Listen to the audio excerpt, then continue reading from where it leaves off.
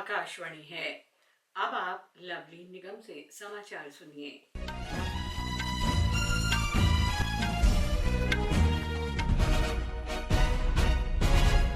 केंद्र में नई सरकार के शपथ ग्रहण समारोह की तैयारियां जोर शोर से जारी हैं।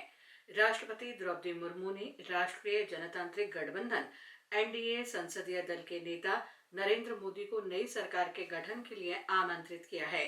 शपथ ग्रहण समारोह कल शाम 7:15 पर राष्ट्रपति भवन में होगा।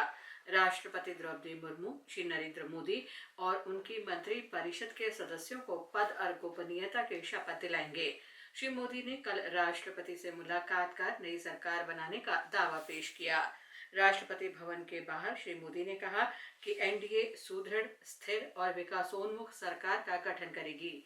श्री मोदी ने कहा कि लोगों ने एनडीए सरकार को एक और अवसर दिया है और ये 18वीं लोकसभा नवीन और युवा ऊर्जा का स्रोत है।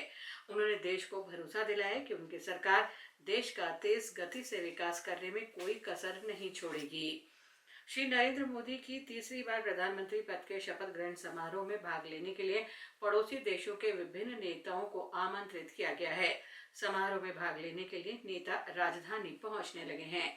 विदेश मंत्रालय ने बताया कि श्रीलंका के राष्ट्रपति रानिल विक्रमसिंघे, मालदीव के राष्ट्रपति मोहम्मद मुइजू, सेशल्स के उपराष्ट्रपति अहमद अफीक और बांग्लादेश के प्रधानमंत्री शेख हसीना शपथ ग्रहण समारोह में भाग लेंगे। मॉरिशस के प्रधानमंत्री प्रविंद कुमार जगनॉथ, नेपाल के प्रधानमंत्री पुष्प कमल दहल प्रचंड और भूटान के प्रधानमंत्री छेरिंग तोब्गे भी समारोह में भाग लेंगे। दिल्ली पुलिस ने शपथ ग्रहण समारोह को देखते हुए कड़ी सुरक्षा व्यवस्था की है। ओडिशा में भारतीय जनता पार्टी के पहले मुख्यमंत्री के शपथ ग्रहण समारोह की तैयारियां जारी हैं। सोमवार को सवेरे भाजपा विधानमंडल दल की बैठक के बाद भुवनेश्वर के जनता मैदान में शपथ ग्रहण समारोह होगा। भारतीय जनता पार्टी संसदीय दल मुख्यमंत्री का नाम तय करेगा। इस बीच भारतीय जनता पार्टी के 78 सदस्यों वाले विधानमंडल दल की बैठक बुलाई गई है, जिसमें पार्टी के 2 केंद्रीय पर्यवेक्षकों की उपस्थिति में नेता का औपचारिक रूप से चयन किया जाएगा। तेलुगु देशम पार्टी अध्यक्ष एन चंद्रबाबू नायडू 12 जून को आंध्र प्रदेश के मुख्यमंत्री पद की शपथ लेंगे। समारोह विजयवाड़ा के पास होगा। इसमें राष्ट्रीय जनतांत्रिक गठबंधन के वरिष्ठ नेता और पड़ोसी राज्यों के मुख्यमंत्रियों के भाग लेने की संभावना है। वे चौथी बार राज्य के मुख्यमंत्री बनेंगे। तेलंगाना में कांग्रेस ने स्नातक विधान परिषद निर्वाचन क्षेत्र का उपचुनाव जीत लिया है। उपचुनाव 27 मई को हुआ और मतों की गिनती 5 जून को हुई थी। कांग्रेस कार्य समिति ने सर्वदलीय से प्रस्ताव पारित कर पार्टी नेता राहुल गांधी से लोकसभा में विपक्ष का नेता की भूमिका निभाने का अनुरोध किया है।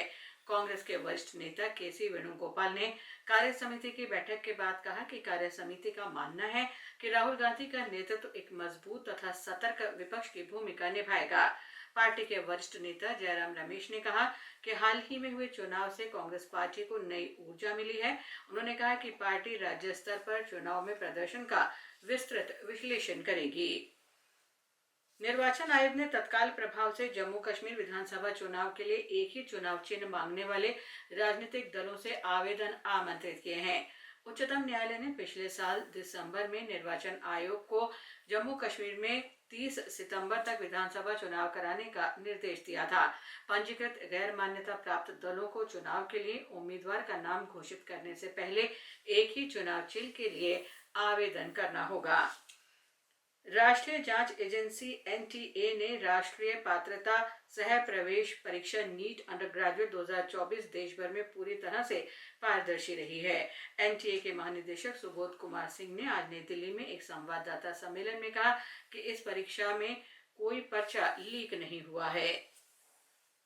लंदन में एफआईएच हॉकी प्रो लीग में इस समय भारत और जर्मनी का मैच जारी है। ताजा समाचार मिलने तक दोनों टीमें 2-2 गोल की बराबरी पर थीं। कल भारत का मुकाबला मेजबान ब्रिटेन से होगा। भारतीय पुरुष टीम तालिका में चौथे नंबर पर है। टीम ने 14 मैचों में 24 अंक हासिल किए हैं। फ्रेंच ओपन टेनिस टूर्नामेंट के महिला सिंगल्स फाइनल में आज शीर्ष वरीयता प्राप्त पोलैंड की ईगा स्वियातेक का सामना इटली की जैस्मिन पाउलिनी से होगा। इसके साथ ही ये समाचार बुलेटिन समाप्त हुआ।